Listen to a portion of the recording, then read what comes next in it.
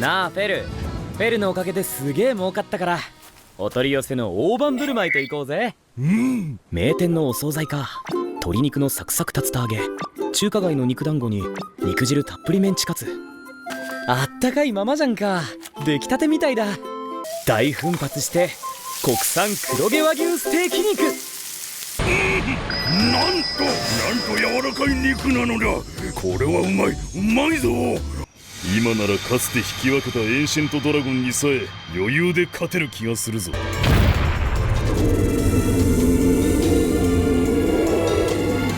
我を威嚇しているつもりか。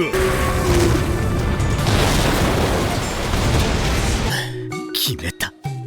黒毛和牛は永遠に禁止だ。